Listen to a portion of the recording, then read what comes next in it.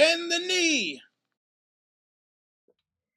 Valamogolas, everybody. This is Don Willie back again with another Game of Thrones review.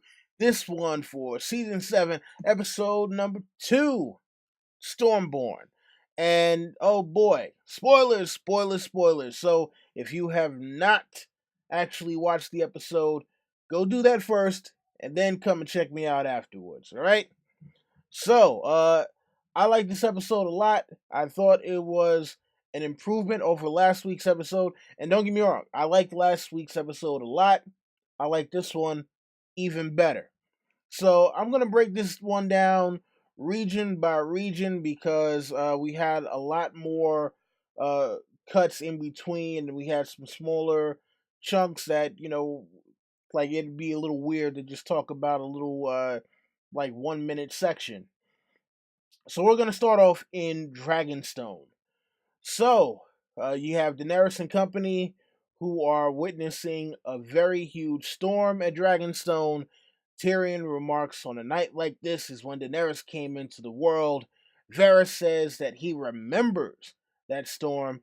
And now we actually get a confrontation with Daenerys and Varys. So the crazy thing about this, for those of you who've been watching my channel for a while, you know that I've actually brought up that the fact that they cut out a character and a plot line from the books, to me, actually left a bit of a plot hole with the Daenerys and Varys situation, because in the books, there is a totally different reason for why he followed Robert Baratheon's order to have Daenerys killed that is not explored in the show. But, that's what they decided to do. And, I mean, hey, look, that's the way they wanted to play it. I'm not going to sit here and complain about it. But, for me, it's just one of those things where I wish they would have done something different with it. But it's not something that bothers me forever and forever. The fact that Daenerys actually confronted Varys about it, I think it's something that needed to be done. I'm glad that the show actually did it. And Varys, I like the fact that he did not back down. Where most people probably would have been like, no, listen, I'm sorry, I didn't mean to. He was like, look, your father was crazy. Your father was a damn madman. And Robert Baratheon, no, he wasn't a good king, which is why, we tried to get Viserys on the throne. But at the end of the day, look, my loyalty lies with the common people, the people who are not rich, who do not have powerful family names, who don't have armies and dragons, etc., etc. So I'm doing what I'm doing for the people, not specifically for you. And Daenerys, in typical Daenerys fashion, was like, okay, look, I'm supposed to be doing this for the people as well. So if you think that I'm failing the people, just do me the favor. Don't just stab me in the back. Tell me where I messed up, and I will try to do better. But if you ever betray me, and I think that they might be hinting at some Targaryen madness.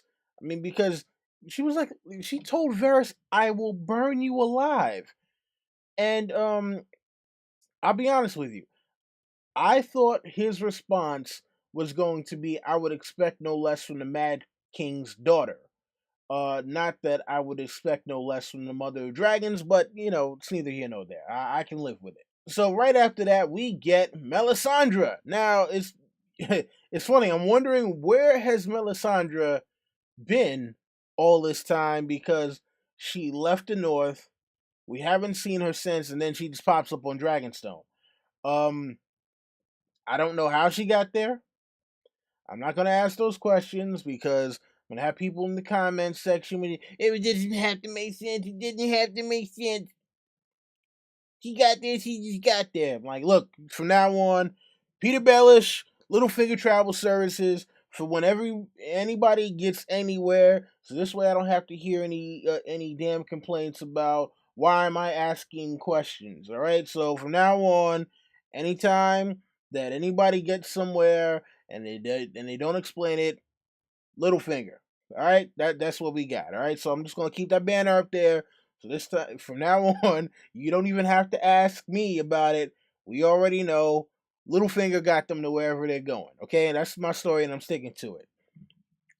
But Melisandre, introduces herself to Daenerys and said that, she was a slave and she is glad to meet the breaker of chains.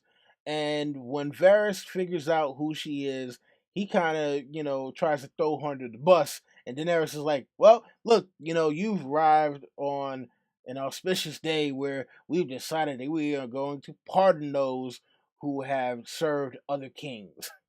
And that was kind of funny because Varys is already skating on thin ice, and he was kind of like, all right, I'm shut the fuck up. I'm chill. I'm chill. When she talked about the whole prince that was promised thing, and remember, Daenerys speaks High Valyrian. She's fluent in it.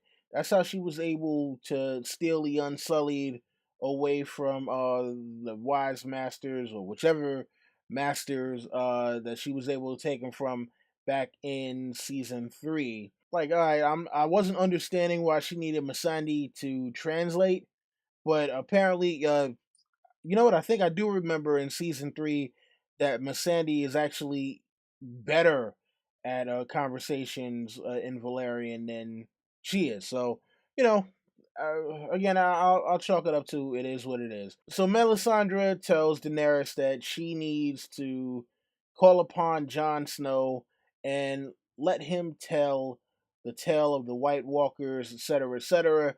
Tyrion vouches for him, and then the thing that kind of got me about it was Daenerys was like, okay, cool, send word to Jon Snow to come here and have him bend the knee. And I'm just like, I think they're really trying to play up this whole possible Mad Queen thing because what's the point of you have this red priestess here who's telling you, look, you and this other guy might have to join forces to fulfill a prophecy. You got your right hand man, you're the guy who says, I am an excellent judge of character, who, has helped you to win Slaver's Bay and to be able to cross the narrow sea. And the first thing she does is say, well, yeah, okay, cool. I'll meet him, but he's got to come and bend the knee. Do you really want the Seven Kingdoms that badly? I mean, if that's what you want to do, fine. All right, cool. It is what it is. I'm not going to sit there and trip about it. Okay, whatever. you know, like I don't want it to. I don't want it to sound like I'm coming off like I'm complaining because I'm not.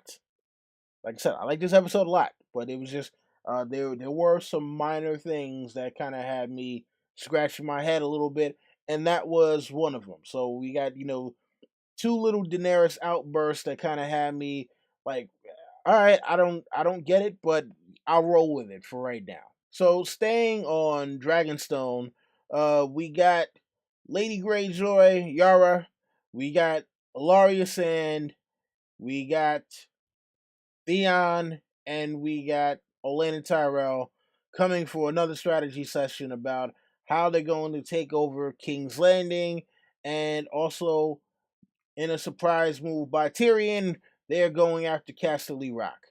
So this one was kind of cool because at first you had an argument as to, well, why in the world did you bring the Dothraki and the Unsullied here if we got to go get the Tyrell forces and the Dornish, if we got to go and wage siege warfare on King's Landing with, the with the local armies. And I think they explained it pretty well in terms of like we don't want to give Cersei any more propaganda than she already has. So, if we have two regions of the Seven Kingdoms actively waging war, and it's basically they're just going to starve out the city so they're not able to get any more supplies. So hopefully the people in the city will actually turn against Cersei. Then it'll work out better for them logistically. I mean, it's better than hey, you got Daenerys flying overhead, burning shit down with her dragons. That would actually be very bad.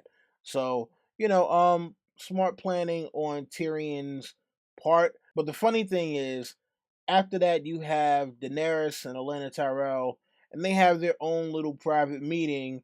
And Olenna's like, look, I've outlasted all of these supposed clever men because I didn't listen to them. So, you're not a sheep, you're a dragon, be a dragon. And, I think in the coming episodes, we might see Daenerys actually really be a dragon because she might be given no choice, especially with what happened later on in the episode that we're going to get to. All right, and so for the last scene in Dragonstone that we're going to talk about, it is Grey Worm and Melisandre. Now they've been building this for the past couple of seasons with those two, and I'll be honest with you.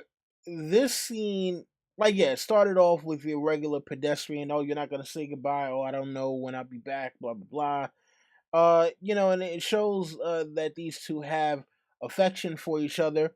And listen, I liked it, in terms of that. But once it got to the part where it's supposed to be a sex scene, I was just like, okay, are they going to show full frontal Grey Worm? How are they gonna do this?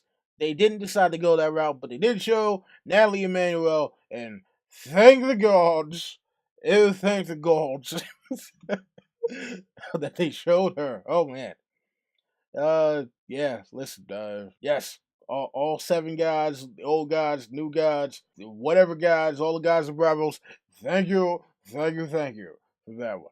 But I'll be honest, this one did last a little long, and it just was kind of weird. So, you know, and with that said, we're gonna move right along. So let's take it to the place that Daenerys wants to take over, and that is King's Landing. So Cersei is holding court with some lords from the Reach, mainly Randall Tarley, because they didn't name anybody else whatsoever. So we have absolutely no idea who the other lords are. That was a little weird. But Randall Tarley steps up when she talks about, she has a propaganda campaign going on there, and she's like, "Look, it's the Mad King's daughter. You know, she crucified all these masters in Slaver's Bay. She's feeding people to her dragons. And listen, Cersei is not wrong. She, spun the truth to her advantage, but she actually was telling the truth. It's just the context in which she was telling it. So Cersei was spitting that venom. She was doing her job in order to keep her crown, and she got the Tarleys, reluctantly to come to her side with the assistance of Jaime. But they did want to know. Randy Tarley's like, hey, uh, look, Daenerys has 3 grown dragons supposedly, just like Aegon the Conqueror did. So, how are we gonna rectify this? And then she looks to my man Qyburn, who I predicted was going to create some kind of weapon to stop the dragons, and we're gonna talk about that one in a second. First, I want to talk about Jaime and Randall Tarley because Randall Tarley, he's a man of honor. He might be a harsh man, but he lives by a code. Now, the thing that was able to sway him to Cersei's side was basically his hatred of foreigners. Remember, we already saw how he hated the wildlings, and now you have Jaime talking about how Daenerys has brought Dothraki savages and also the Unsullied. It was like, look, are you really gonna line up with eunuchs and horse lords to fight against other Westerosi? Are you really going to do that when you could be Warden of the South? So I think we know who he is going to be allied with, and that is not going to be Daenerys. I don't care what anybody says about what happened in the books. Mm-mm. He is going to be sticking with the Lannisters on this one. And hopefully it doesn't get him killed, or maybe hopefully it does. I don't know. He was kind of a dick to Sam, so. But after this, we get a scene of Qyburn taking Cersei down into the catacombs under King's Landing, under the Red Keep, and showing her all the old skeletons of dragons from days past. And we get to Balerion the Black Dread, who was the biggest dragon in Westeros. That was Aegon's personal dragon, the one that he conquered 6 of the 7 kingdoms with. And man, that thing was huge. Yeah, that thing was absolutely huge.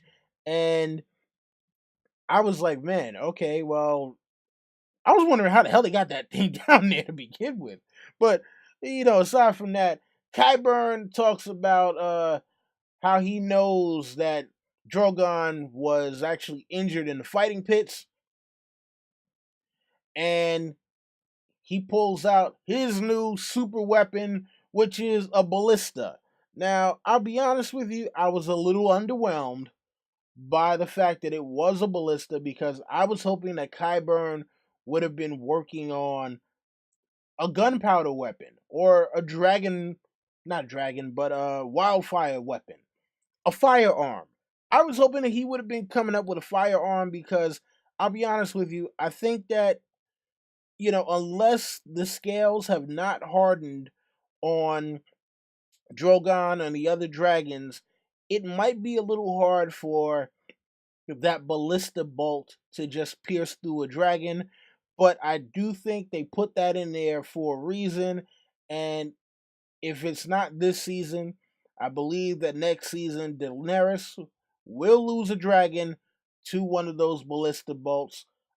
And look, at the end of the day, I do think Daenerys is making it out of the story, but I think she's only making it out with one dragon.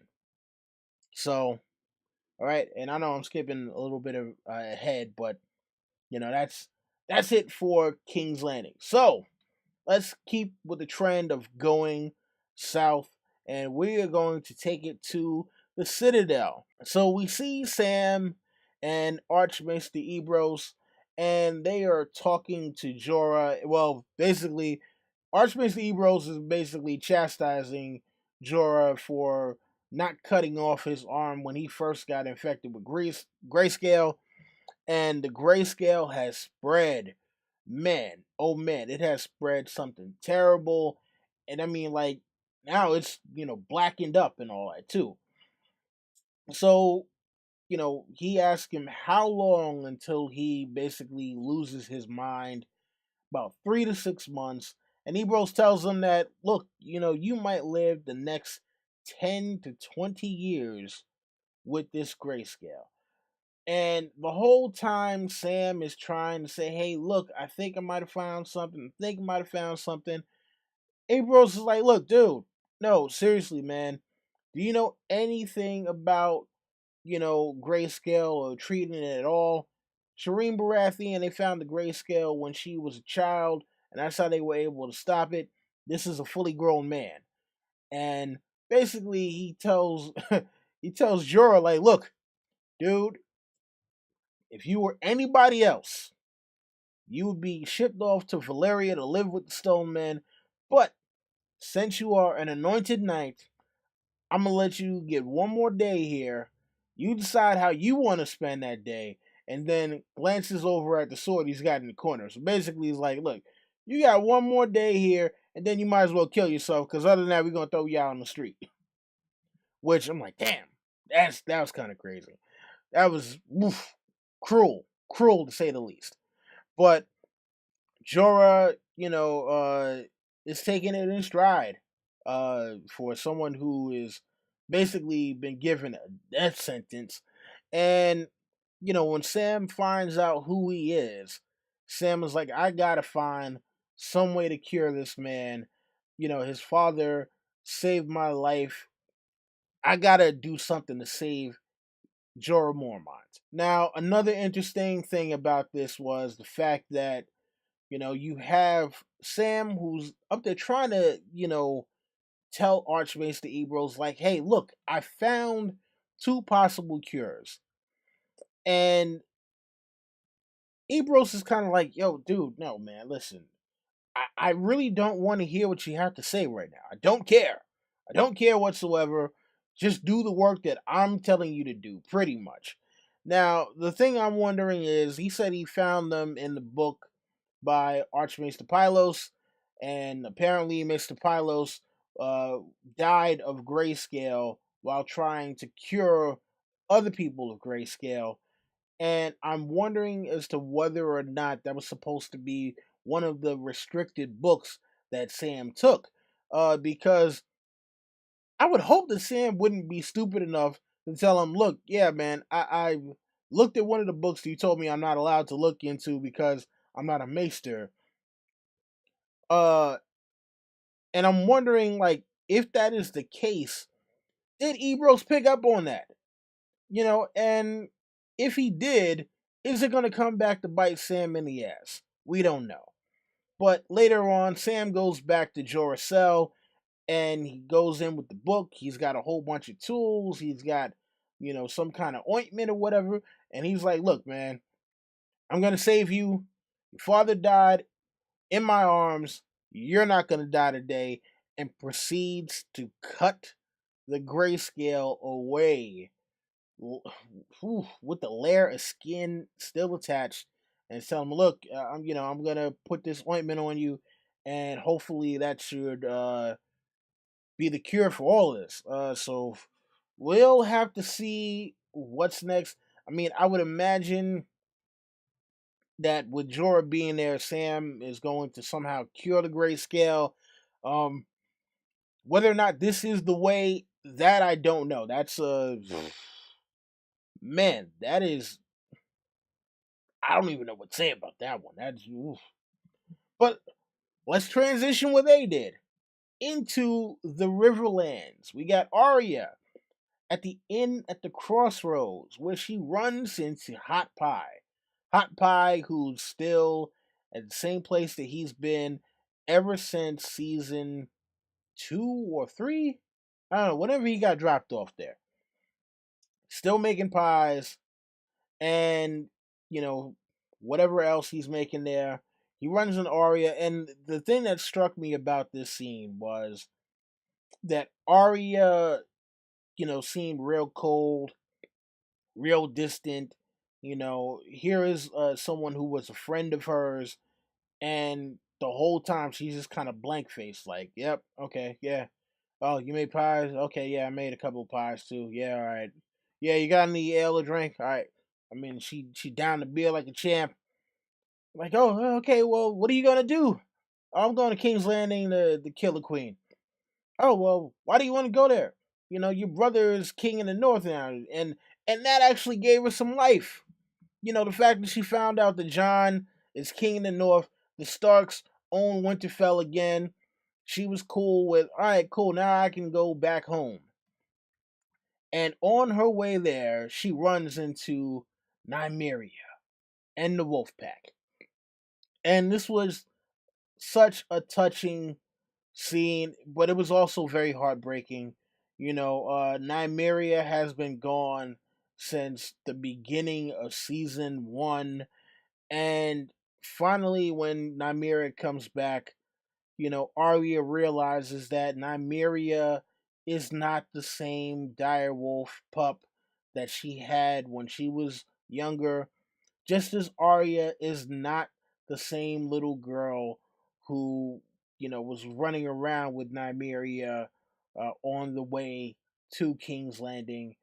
And yeah, this was such kind, you can kind of see the heartbreak in Arya's eyes, and oh man, I need a moment. Yeah. So Arya is headed back to Winterfell. We'll see what happens when she gets there, and it'll probably involve Jon not being there. But since we're talking about Winterfell, let's go to Winterfell. We get Jon, who received the letter from Tyrion saying, "Hey, come and meet Daenerys, tell her your story." blah blah blah. And at first Sansa is like, nope, don't do it. Don't do it. It could be a trap. Davos is like, hey, you know what though? Look, you said fire kills White Walkers or the Whites. Daenerys has 3 dragons. We got to do something with this. Even if you can't go send an emissary, do something. We got to do something about this. And later on, he receives another raven, that one from Sam, and it says about, he tells about the mountain of dragon glass. And at that point, he calls all the lords who are still there, and it's like, look, there's a mountain of dragon glass at Dragonstone, and Daenerys has 3 dragons. I gotta go there. I gotta do something to get them on our side, because if not, we're gonna get overrun by the White Walkers. We just don't have enough living people to battle against the Night King and his army. And I was actually very shocked at the fact that we had so many of the Northern Lords who've been supporting Jon this entire time basically tell him, look, if you do this, you're fucking up. You know, basically told him, look, man, you're abandoning your post if you go to Dragonstone to meet with Daenerys Targaryen. Now, yes, Sansa made a very valid point that the last time any Stark went south, at the behest of a Targaryen, they got killed.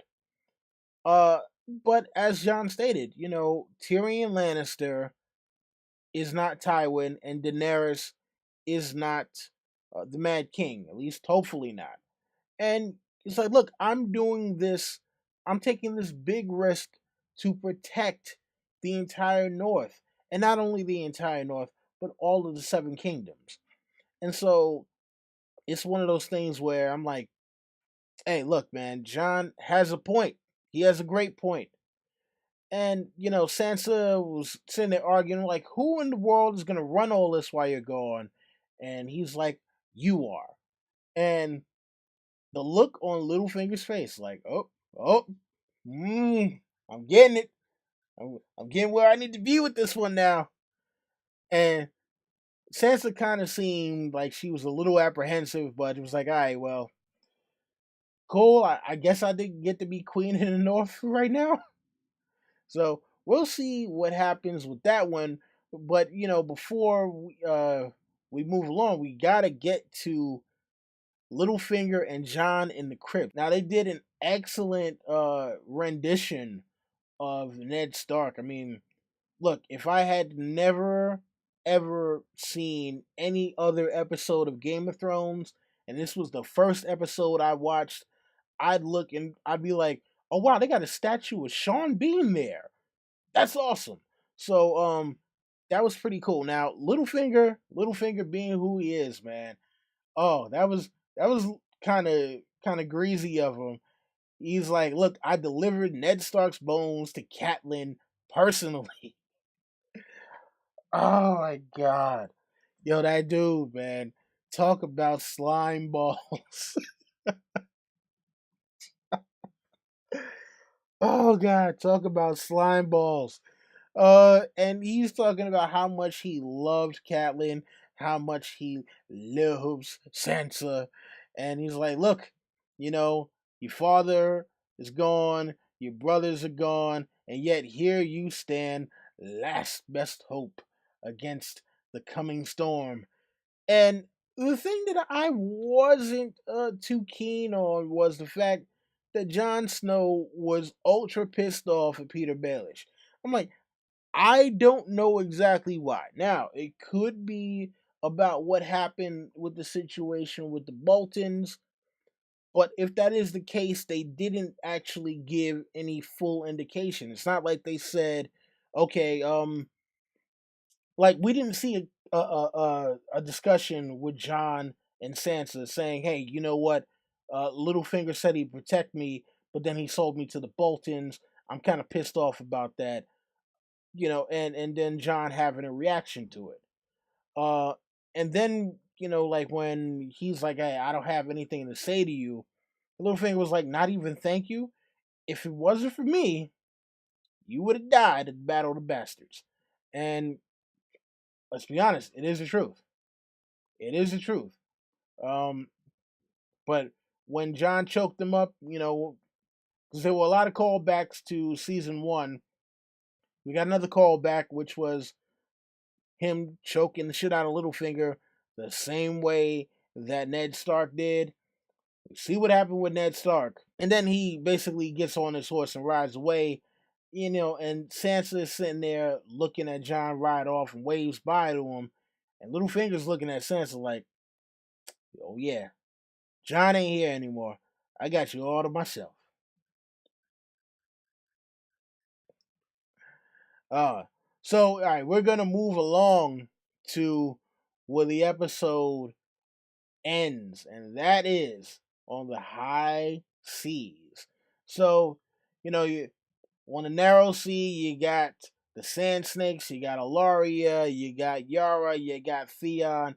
Everyone's having themselves a nice, good old time until in comes the man with the storm, and it is Euron. He is attacking Yara's Iron Fleet with his own Iron Fleet, and yo, your man went straight savage. Absolute 100% savage. He was chopping everything down, laying anybody down who came through. And you had Nymeria, Lady Nim, and also Obara. Those two were, trying to take down Euron. I mean, your man put on the super pimp glove and just started laying the smack down like he was the Rock in his prime. Just bang, bang, bang. Look, there just wasn't anything they could do against him.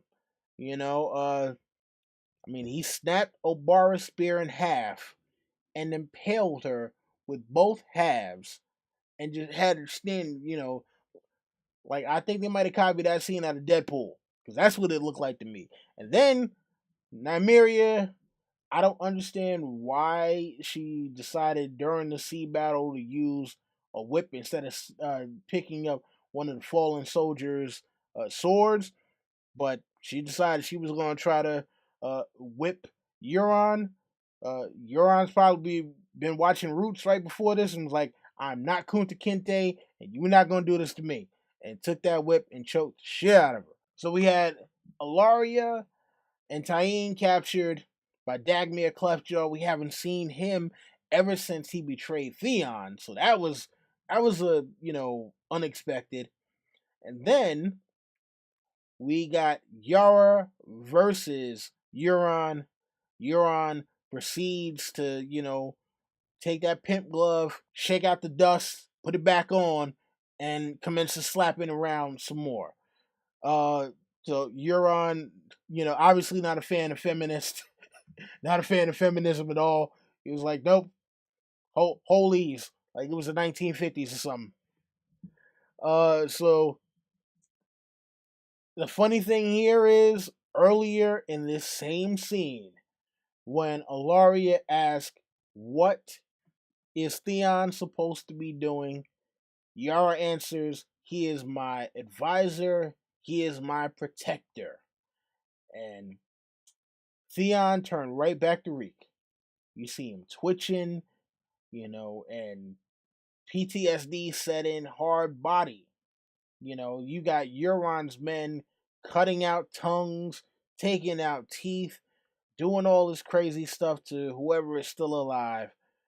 Theon is up there like, ugh, you know what? I can't do anything about this. We don't all need to die today.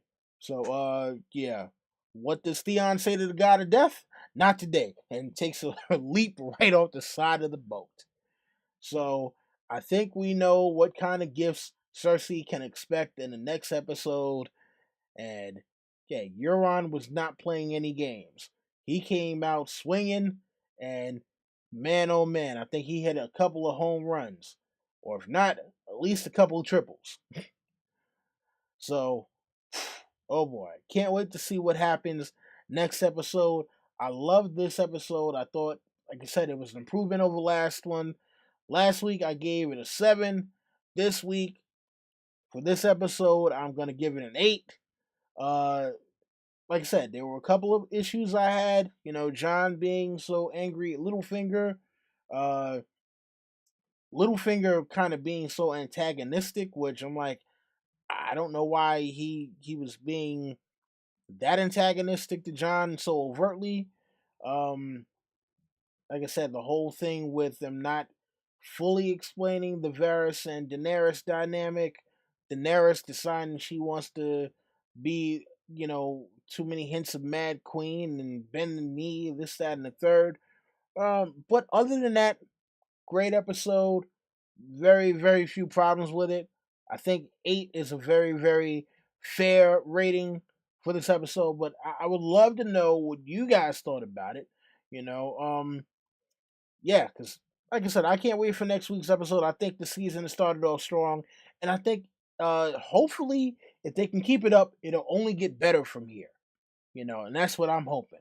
But like I said, I want to hear what you guys think about this one. And sorry this was late, but sometimes life gets in the way and you're not able to do the things that you really want to do and interact with the people you really want to interact with. And I love interacting with you guys. So leave your thoughts in the comments. I will see you next week for another one of these. And of course, I have Will It Happen in the Books and Were the Plot Leaks Actually Real coming up later this week. And of course, if you want to check me out live after the show, make sure to subscribe to the Hype Watch channel, and you can check me and my friends out live after the show. All right. So anyway, you know the rest already. Rate, comment, subscribe, share, tell your friends, and come back for more. That has been my time, and this is Don Willie saying, Valadohyrus.